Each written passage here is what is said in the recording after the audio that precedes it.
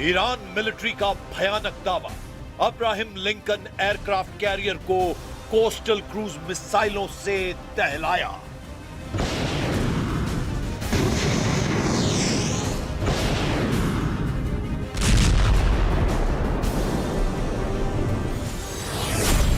Israel पर हर एक घंटे में 10 मिसाइलों के धमाके करने लगा ईरान।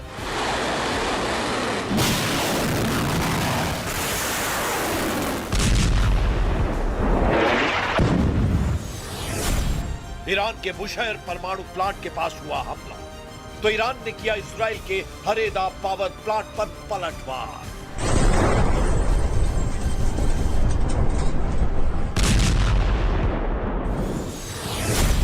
ईरान के रास्ते में पाकिस्तानी जहाज सेलन ने घुसने की जुर्रत की तो रेवोल्यूशनरी लड़ाकों ने दौड़ाकर हॉर्मुज से खदेड़ दिया है।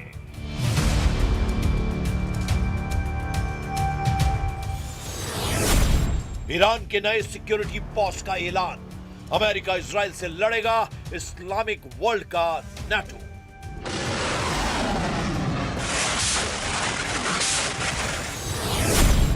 नेतन्याहू के ग्रेटर इजराइल में लेबनान का 10% खाड़ी के 7 देश पर कब्जा प्लान एक्टिव।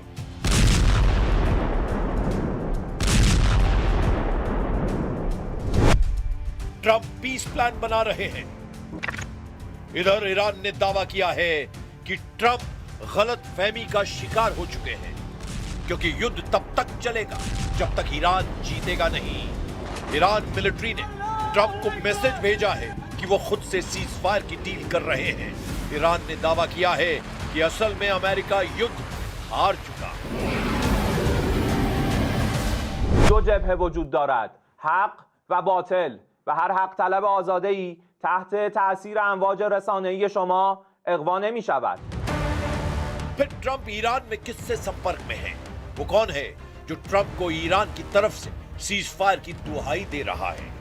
क्या सुपर पावर का कोई नया गेम सेट कर रहा है? क्या सुपर पावर कोई नया गेम सेट कर रहा है? तुर्की क्यों बार बार इजराइल के धोखे की गवाही दे रहा है? ट्रंप के सीज फायर मिशन को झटका देते हुए एर्दोआन नेतन्याहू पर गंभीर आरोप लगा दिए हैं। İsrail'in uzlaşmaz, maksimalist, radikal tavrının diplomatik çözüm yollarını kundaklamasına müsaade edilmemelidir. Dünya barışı ve istikrarına önem veren hiçbir ülke bundan böyle युद्ध का लेवल हाई है, हमलों का स्टाइल खौफनाक होता जा रहा है। ट्रंप ने 15 शर्तों वाला पीस फॉर्मूला ईरान की तरफ उछाल दिया है। जवाब में ईरान ने 7 सूत्रों वाला चक्रव्यूह बना लिया है, मगर इजराइल फिर से युद्ध का रुख पलटने का ऐलान कर रहा है। नमस्ते, आप देख रहे हैं कच्चा चिट्ठा। मैं हूं आपके साथ जसप्रीत कौर। ईरान के सीज फायर प्रस्ताव ठुकराने से भड़के ट्रंप ने सबसे भयानक बमबारी के ऑर्डर दे दिए हैं, जिसके बाद तेहरान के बाजार पुलिस मुख्यालय को बारूदी धमाकों से उड़ा दिया गया है। इधर ईरान ने इजराइल के सभी एयर डिफेंस सिस्टम को चीरकर भारी तबाही मचाई है। ईरान ने हर घंटे 10 मिसाइलों को लॉन्च करना शुरू कर दिया है। ईरान ने दावा किया है कि कोस्टल क्रूज मिसाइल से ट्रंप के जंगी बेड़े लिंकन पर हमला किया गया है।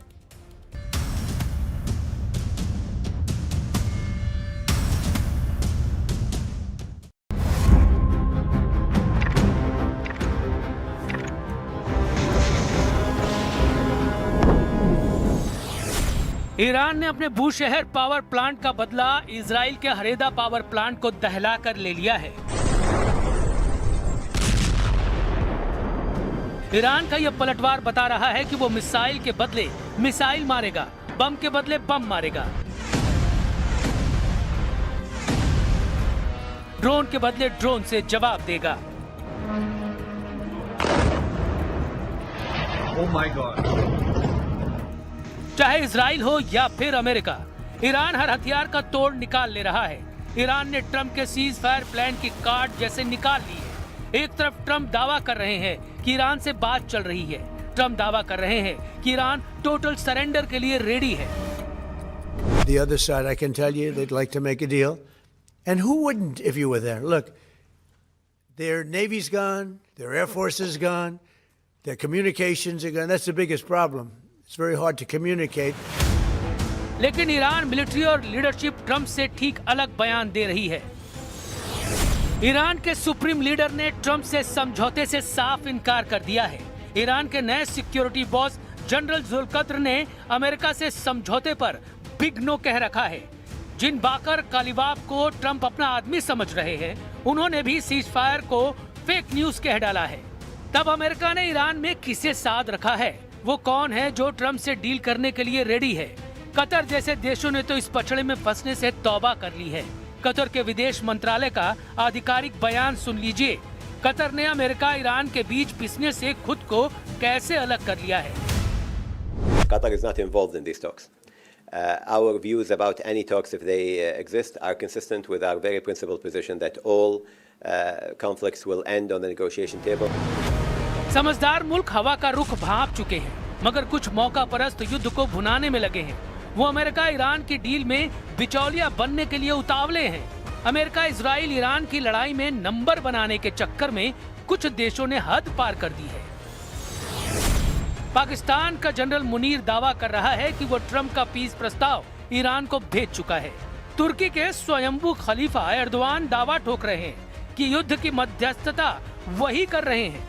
रूस ने कहा है कि ट्रम्प के 15 शर्तों वाले प्रस्ताव की रिपोर्ट भरोसे लायक नहीं है।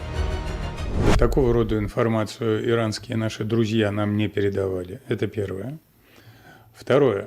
Мы не знаем, насколько достоверны все эти сообщения. रूस की बातें ईरानी मिलिट्री से मेल खाती हैं, जिसने जानकारी दी है कि उसकी सीज फायर पर किसी से कोई बात नहीं हो रही है। इजराइल ने भी युद्ध को रोकने का कोई सिग्नल नहीं दिया है। नेतन्याहू अपने सलाहकारों के साथ नए सिरे से सिक्योरिटी मीटिंग कर रहे हैं। उन्होंने सिक्योरिटी कैबिनेट को भी बुलाया है। इजराइल ने अब तक ईरान में अपने सभी टारगेट हिट नहीं किए हैं। नेतन्याहू का प्लान ट्रम्प से बिल्कुल अलग है। ट्रम्प दावा कर रहे हैं कि उन्होंने ईरान में लीडरशिप का सफाया कर तख्ता पलट कर दिया है। ईरान में नए ग्रुप के साथ उनकी अच्छी बातचीत चल रही है। We have really regime change. You know, this is a change in the regime because the leaders are all very different than the ones that we started off with that created all those problems. So this was, I think we can say, Jason, this is regime change. जब Trump युद्ध का खात्मा चाहते हैं तो Iran उन्हें झटका देने लगा है। ईरान ने सुपर पावर के करियर को मिसाइल से दहलाने का दावा किया है।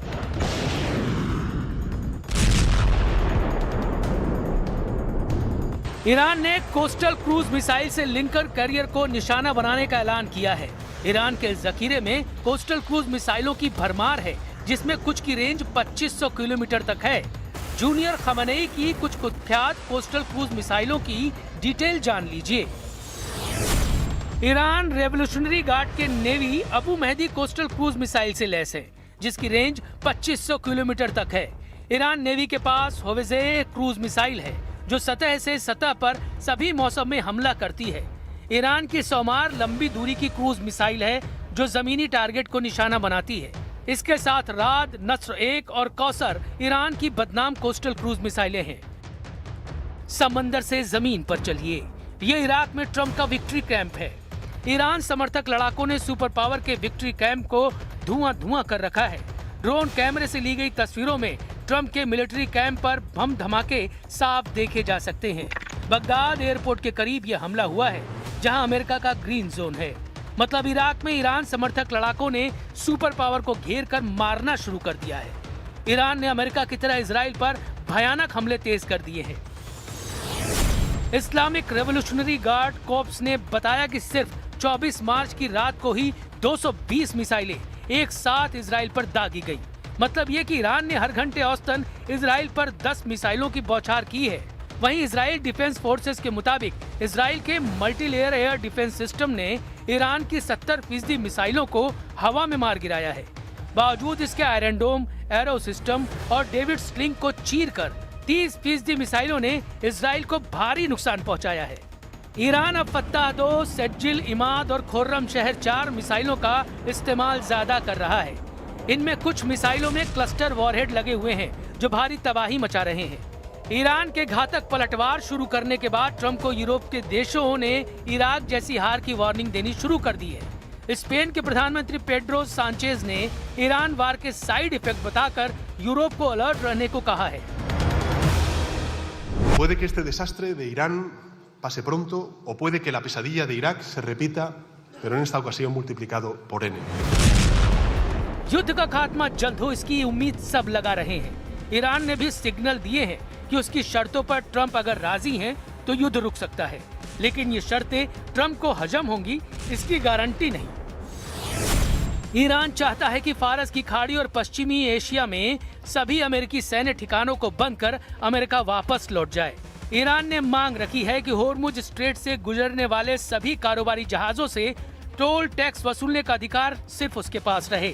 ईरान को युद्ध के दौरान अमेरिका और इजराइल के हमलों से हुए पाई के नुकसान की भरपाई चाहिए। ईरान की ट्रंप से डिमांड है कि उसके ऊपर लगाए गए सभी प्रतिबंध हटाए जाएं। यही नहीं, भविष्य में ईरान के खिलाफ कोई भी युद्ध थोपा नहीं जाए, इसका पुख्ता इंतजाम करना होगा। ईरान ने कहा है कि वो बगैर किसी बातचीत के अपनी बैलिस्टिक मिसाइलों का प्रोडक्शन जारी रखेगा। ईरान ने लेबनान में हिजबुल्लाह के खिलाफ होने वाले इजरायली हमलों को रोकने की भी डिमांड रखी है। सुपर पावर के लिए शर्तों वाली ये हड्डियां हजम करना करीब करीब नामुमकिन है। वहीं ईरान साफ कर चुका है कि वो खाड़ी से इस बार अमेरिका को खदेड़ने के बाद ही रुकेगा। نه خبری از سرمایه گذاری هایتان در منطقه خواهد بود و نه قیمت سابق انرژی و نفت را خواهید دید تا وقتی که بفهمید.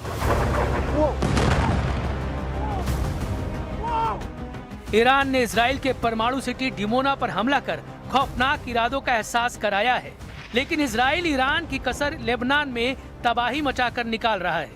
इजराइल लेबनान के 10% जमीन पर कब्जा कर गाजा जैसी बढ़त बढ़ाना चाह रहा है। लेबनान में ये कामयाबी नेतन्याहू के ग्रेटर इजराइल की तरफ पहला बड़ा पड़ाव साबित हो सकता है, लेकिन इजराइल भी जंग को जल्द खत्म करने के मूड में नहीं। ईरान के खिलाफ ग्राउंड ऑपरेशन शुरू करने के पहले सिग्नल मिल गए हैं। डोनाल्ड ट्रंप ने कह दिया है कि वो अब सीजफायर नहीं करेंगे क्योंकि अमेरिका इस वक्त ईरान पर हावी है। लेकिन एक रिपोर्ट के मुताबिक इस पूरे ऑपरेशन में खाड़ी देश भी शामिल होने जा रहे हैं। ईरान को कुचलने के लिए 4 देशों ने मिलकर कसम खाई है।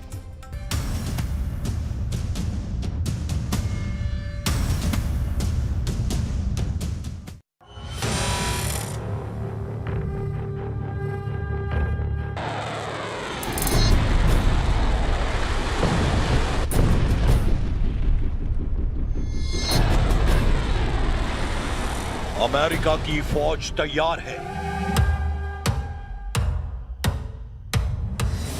दुनिया की सबसे खतरनाक फोर्स को डोनाल्ड ट्रंप के फैसले का इंतजार है। ईरान पर चढ़ाई करने के लिए 5000 कमांडो किसी भी वक्त हमला कर देंगे।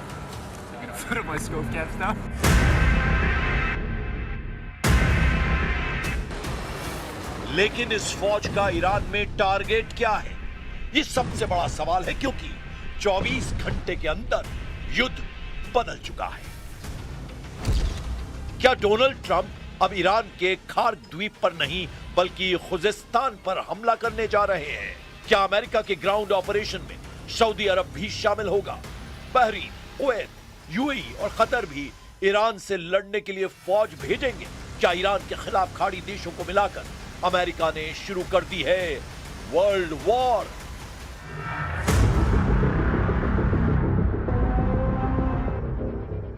अमेरिका का ग्राउंड ऑपरेशन बहुत बड़ा टारगेट सेट कर चुका है और इसमें खार्क के साथ खुजेस्तान वाले समीकरण ईरान के लिए बहुत खतरनाक साबित हो सकते हैं।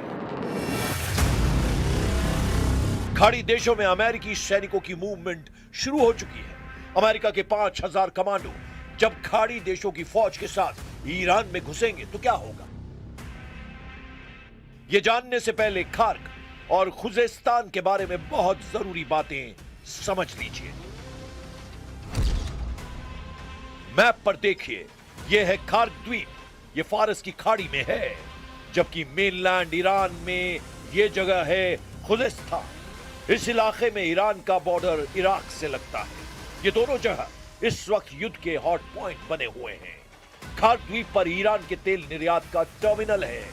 यहीं से उसके 90% तेल का निर्यात होता है, जबकि खार द्वीप से जो तेल निर्यात किया जाता है ईरान के खुजेस्तान प्रांत से निकाला जाता है। खुजेस्तान को ईरान की ऊर्जा राजधानी कहा जाता है। ईरान का 80% तेल खुजेस्तान की जमीन से निकाला जाता है।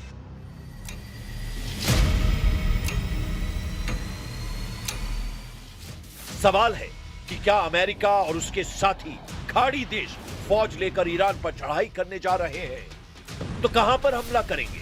उनका हमला खार्क पर होगा या फिर खुजेस्तान पर होगा?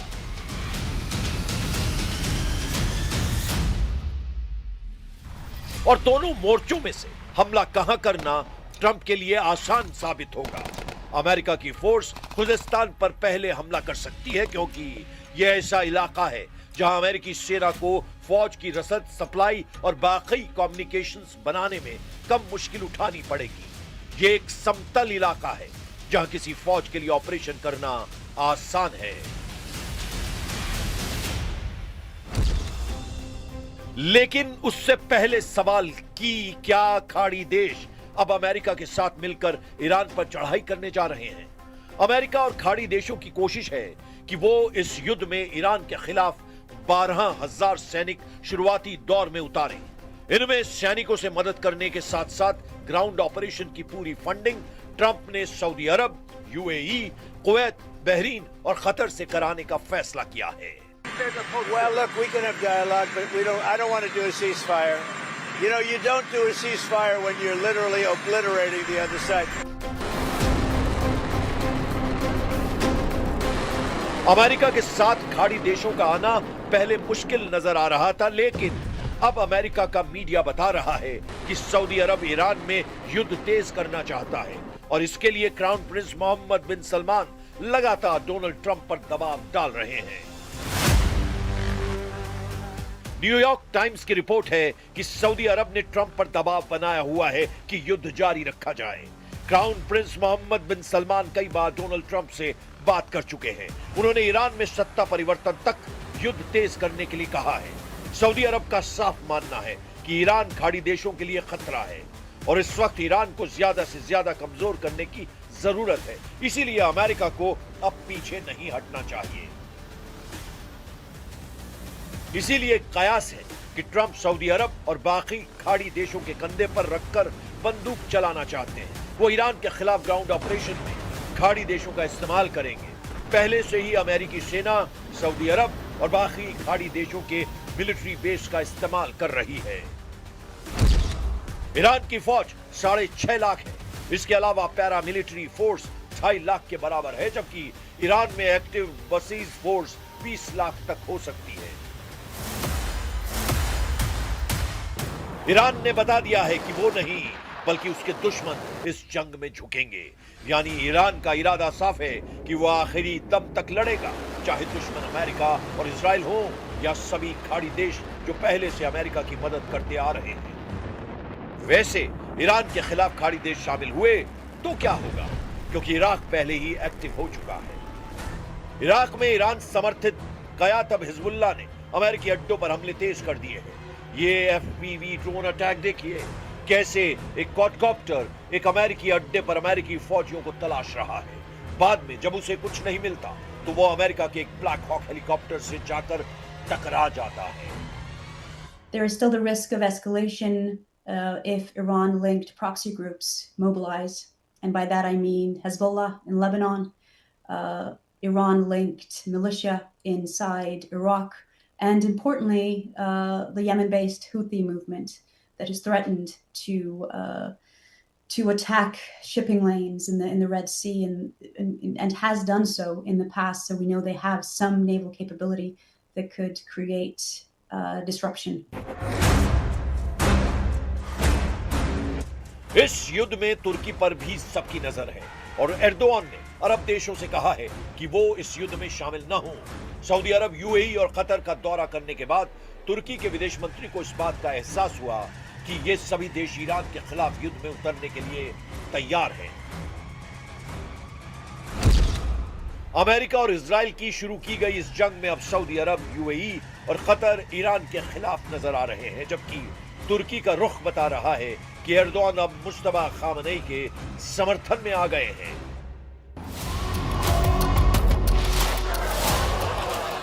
ये ऐसे वक्त में हो रहा है जब ट्रंप के 5000 कमांडोज ईरान की सरहद में दाखिल होने के लिए तैयार कर दिए गए हैं। खार्क और खुजिस्तान हमला कहां होगा, बस ट्रंप को इसका फैसला करना है। लेकिन तुर्की से बयान आने के बाद ईरान को एहसास हो गया है कि वो इस जंग में अकेला नहीं है। ईरान के स्पीकर मोहम्मद बाकर खालिबाफ ने कहा है कि ईरान अमेरिका की हर हरकत पर नजर रखे हुए है। अमेरिका की फौज की गतिविधियां देखी जा रही हैं। अमेरिका के सैनिक ट्रंप और नेतन्याहू की गलत फहमियों का शिकार बनेंगे। ईरान का इम्तिहान लेने की कोशिश न करें ट्रंप। युद्ध की शुरुआत अमेरिका और इजराइल ने की है, लेकिन इस जंग में ईरान लगातार आक्रामक होता जा रहा है। ईरान के विदेश मंत्री अब्बास अरागाची ने अमेरिका और इजराइल को बहुत बड़ी धमकी दी है, डराने की कोशिश की है। अब्बास अरागाची ने कहा है कि नेतन्याहू नहीं चाहते कि दुनिया को पता चले कि ईरान कैसे इजराइल पर पलटवार करके उसे सजा दे रहा है। अरागची का दावा है कि उनकी रिपोर्ट बताती है कि इजराइल में ईरान की मिसाइलों से बड़ी तबाही मची है। इजराइल की लीडरशिप पैनिक कर चुकी है। इजराइल का एयर डिफेंस फेल हो चुका है। सबसे अहम बात, अरागची ने कहा है कि अभी तो ईरान ने सिर्फ शुरुआत की है। Well, actually, this is a war imposed on us, and what we are doing is only defending ourselves. We are facing an act of aggression which is absolutely illegal, and what we are doing is the act of self-defense which is legal and legitimate. Iran ने America को अपने missile वाले तेवर फिर दिखाए हैं। ये Iran का क्रूज मिसाइल अटैक है जो अमेरिका के कैरियर यूएसएस अब्राहम लिंकन की तरफ लॉन्च किया गया है। अमेरिका का ये कैरियर ग्रुप अभी ईरान से सुरक्षित दूरी पर है, लेकिन ईरान ने बता दिया है कि वो अमेरिकी नौसेना को करीब भी पटकने नहीं देगा। ऐसे में अमेरिका का ग्राउंड ऑपरेशन कितना कामयाब होगा, इस पर सवाल उठने लगे। एक तरफ अमेरिका और इजराइल ईरान पर हमला करते हैं और फिर ईरान पलटवार करता है, फिर यही सिलसिला तेज हो जाता है। देखा जाए तो ईरान इस वक्त इस युद्ध को कंट्रोल कर रहा है।